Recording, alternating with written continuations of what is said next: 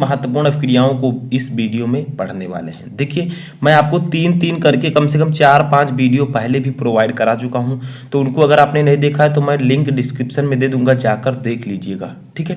क्योंकि आपकी अभिक्रियाएं मैं 2-4 वीडियो और बनाकर पूरी अभिक्रियाओं को कंप्लीट करवा दूंगा। तो देखिए, इस वीडियो में भी हम 3 अभिक्रियाओं को पढ़ेंगे। फर्स्ट है, जैसे देखिए, इसको हम इस प्रकार से पढ़ेंगे, क्या होता है जब एथिल अल्कोहल को सांद्र सल्फ्यूरिक अम्ल के साथ 140 डिग्री सेंटीग्रेड पर गर्म करते हैं। यानी कि एथिल अल्कोहल को सांद्र H2SO4 के साथ अगर हम 140 डिग्री पर गर्म करें तो क्या बनेगा, ठीक है। 2 टॉपिक हैं, एक होता है क्या होता है जब, एक कैसे प्राप्त करोगे।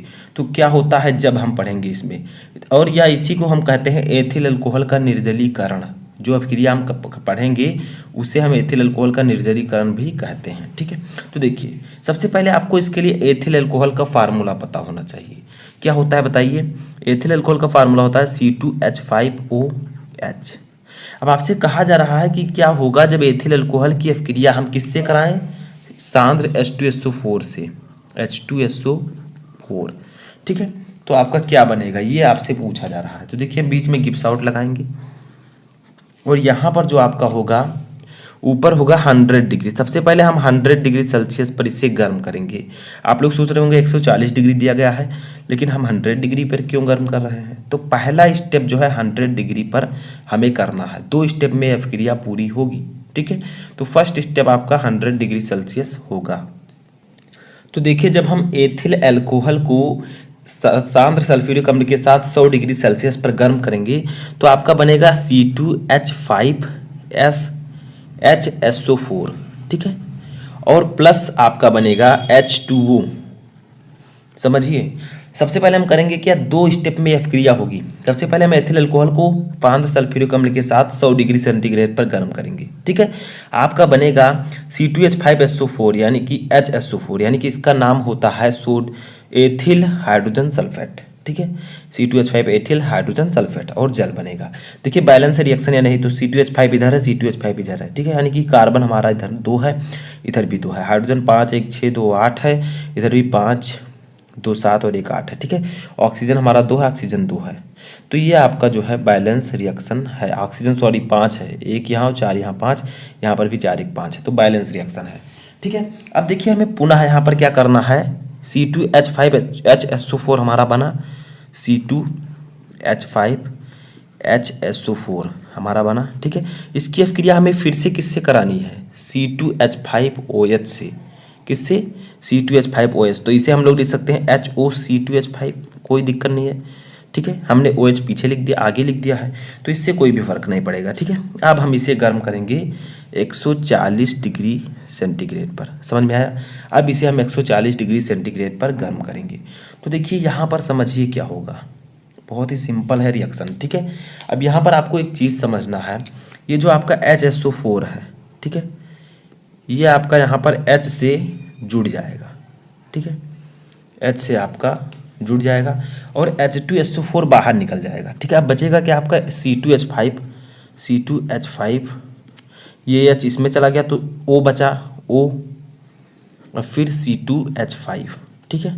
और प्लस आपका बाहर क्या निकला, H और H, यानी कि H2 और SO4, तो H2SO4 आपका बाहर हो गया, ठीक है। यानी कि क्या हुआ, सबसे पहले समझिए, हमें एथिल अल्कोहल, जब हम एथिल अल्कोहल की अभिक्रिया H2SO4 के साथ 100 डिग्री सेंटीग्रेड पर कराते हैं तो हमें एथिल हाइड्रोजन सल्फेट और जल प्राप्त होता है।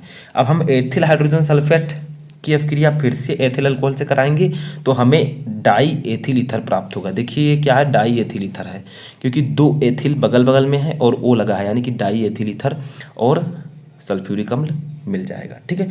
तो आप कह सकते हैं कि जब एथिल अल्कोहल को सांद्र सल्फ्यूरिक अम्ल के साथ 140 डिग्री सेंटीग्रेड पर गर्म करेंगे तो बनेगा डाई एथिल ईथर, ठीक है।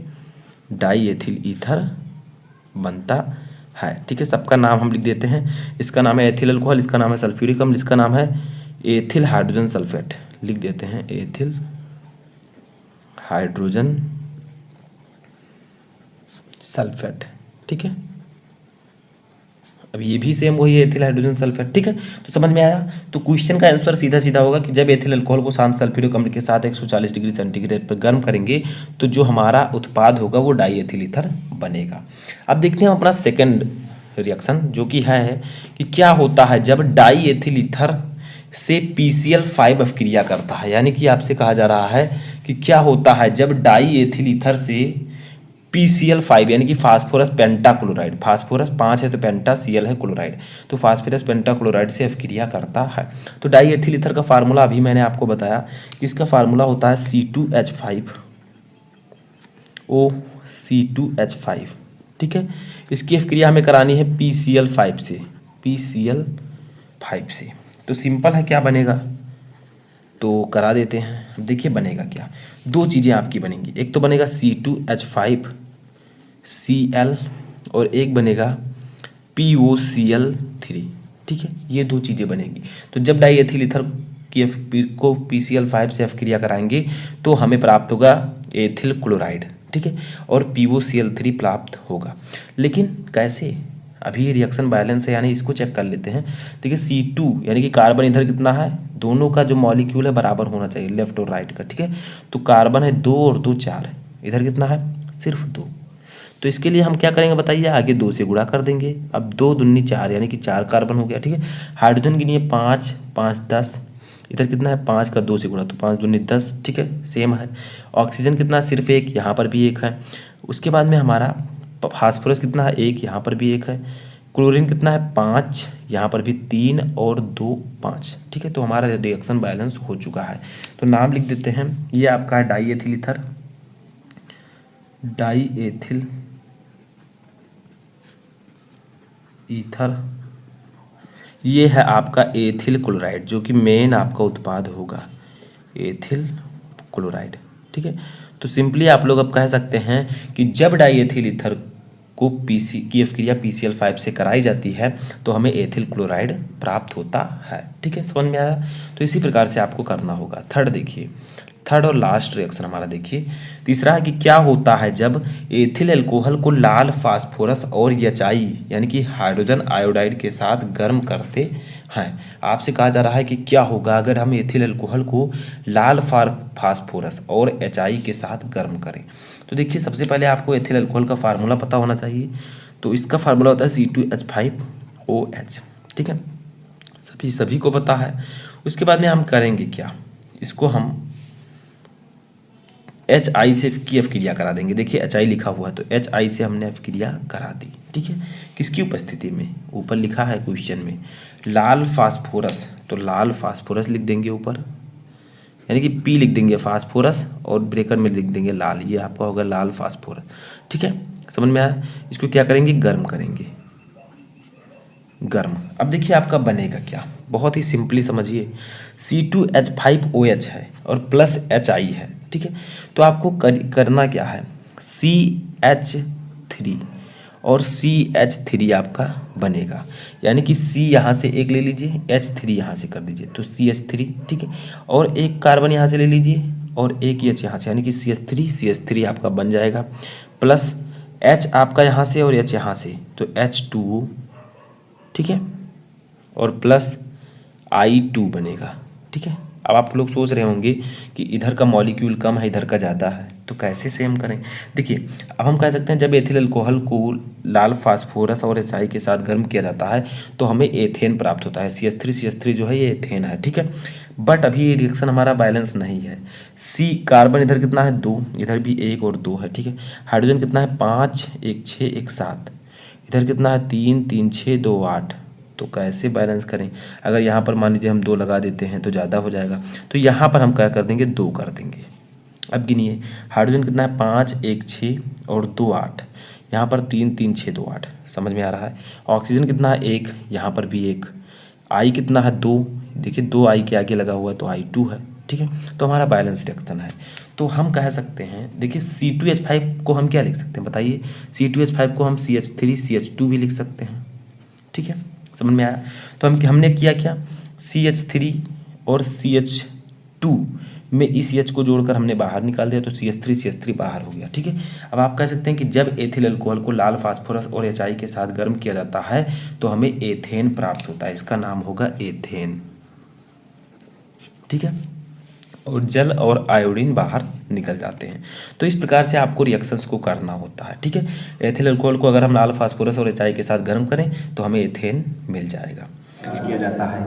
जैसे क्या होता है जब फॉर्मेल्डिहाइड की क्रिया सांद्र कास्टिक पोटास विलयन से कराते हैं, यानी कि क्वेश्चन में पूछा जा रहा है कि जब हम फॉर्मेल्डिहाइड की क्रिया सांद्र कास्टिक पोटास विलयन से कराते हैं तो क्या होता है, ठीक है। इस प्रकार के क्वेश्चन आते हैं। तो देखिए हमें करना क्या होता है, इसके रिएक्शन को बताना होता है, ठीक है।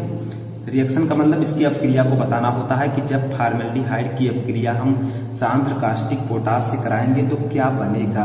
देखिए सबसे पहले हमें करना क्या होगा, इसके लिए हमें फॉर्मेल्डिहाइड का फार्मूला लिखना होगा। फॉर्मेल्डिहाइड का फार्मूला होता है HCHO, ये होता है आपका फॉर्मेल्डिहाइड, ठीक है। और प्लस आपको किससे अपक्रिया करानी है, कास्टिक पोटास से, ठीक है। यानी कि आपको कराना है KOH से इसकी अपक्रिया। अब पूछा जा रहा है जब ये दोनों आपस में अपक्रिया करेंगे तो बनेगा क्या, ठीक है। तो देखिए ये है आपका फॉर्मेल्डिहाइड। जब फॉर्मेल्डिहाइड की पोटेशियम हाइड्रोक्साइड से क्रिया होती है तो क्या होता है, यही क्वेश्चन है, ठीक है। तो देखिए HCHO हमारा है, आपका बनेगा क्या, तो आपका जो उत्पाद बनेगा वो बनेगा CH3OH और प्लस HCOOK। कैसे बना, देखिए C हमारा कितना है, कार्बन, पहले इसको बैलेंस कर लेते हैं। कार्बन इधर कितना है, 1, इधर कितना है, 1 2, ठीक है, यानी कि 2 कार्बन हमारे पास है। तो देखिए हमें यहाँ पर 2 कार्बन करने हैं तो हम 2 आगे 2 से गुणा कर देते हैं, ठीक है। अब देखिए कैसे हम लोग इसे समझेंगे। तो जब फॉर्मेल्डिहाइड की क्रिया पोटेशियम हाइड्रोक्साइड यानी कि कास्टिक पोटास से कराई जाती है तो हमारा बनता है मेथिल एल्कोहल, मेथिल एल्कोहल, ठीक है। मेथिल अल्कोहल है कहाँ, मेथिल अल्कोहल ये है, ठीक है। और ये आपका जो है इसका नाम है पोटेशियम फार्मेट, ठीक है। तो इसको भी लिख देते हैं पोटेशियम, ठीक है, फार्मेट, फार्मेट।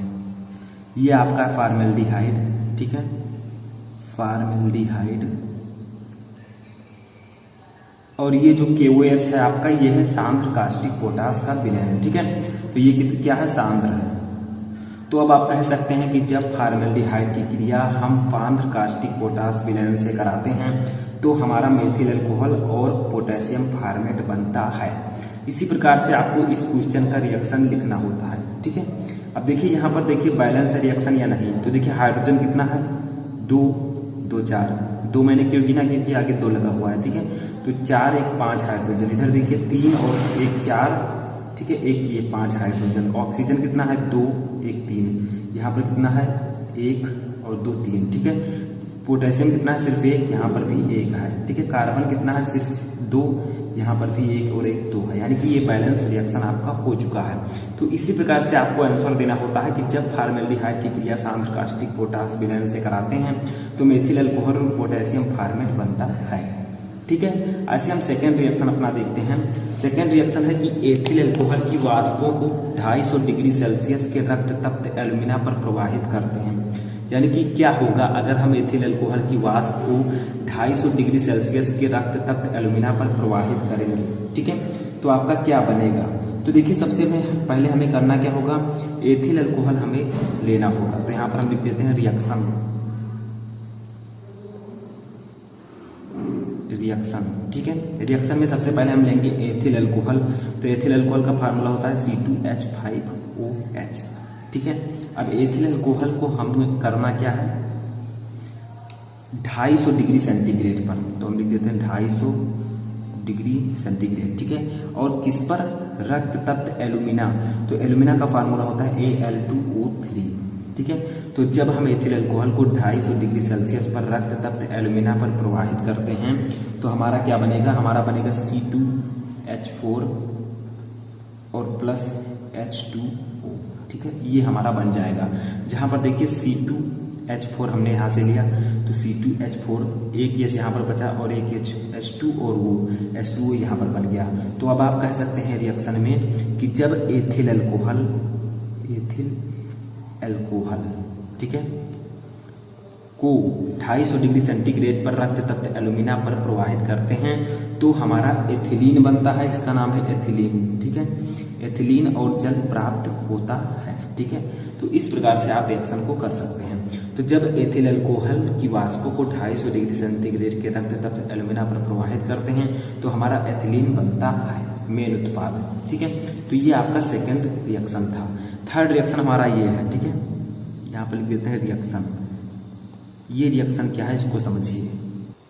तो हमारा अगला रिएक्शन है कि जब फार्मिक अम्ल की एथिल अल्कोहल से क्रिया होती है, यानी कि क्या होता है जब फार्मिक अम्ल की एथिल अल्कोहल से क्रिया कराई जाती है।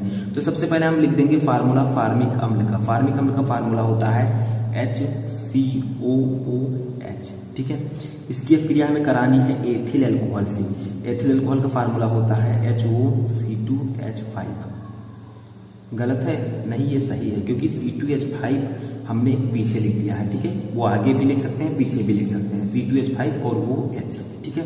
ये इस प्रकार से हमने उल्टा लिख दिया है। और इस दोनों की जब अभिक्रिया होती है तो बनेगा क्या, ठीक है।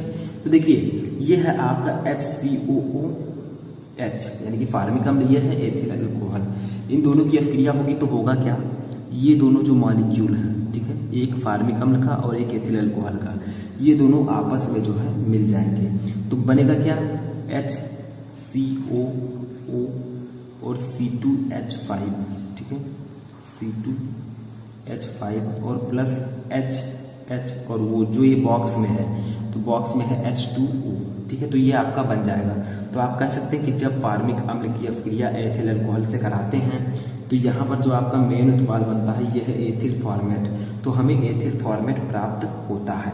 इसका नाम लिख देते हैं, ये है फार्मिक अम्ल, ठीक है। फार्मिक अम्ल ये है एथिल अल्कोहल, एथिल अल्कोहल, ठीक है। यहाँ पर एक चीज और ध्यान रखिएगा, इसके ऊपर H2SO4 रहेगा, ठीक है। जो आपका उत्प्रेरक है वो सल्फ्यूरिक अम्ल रहेगा H2SO4, ठीक है। तो देखिए यहाँ पर बनेगा क्या, एथिल फॉर्मेट, एथिल फॉर्मेट, ठीक है। और ये है आपका जल। तो आप कह सकते हैं कि जब हम फार्मिक अम्ल की अभिक्रिया एथिल अल्कोहल से कराते हैं H2SO4 की उपस्थिति में तो हमारा एथिल फॉर्मेट प्राप्त होता है। इसी को हम इस अभिक्रिया से डिनोट करते हैं।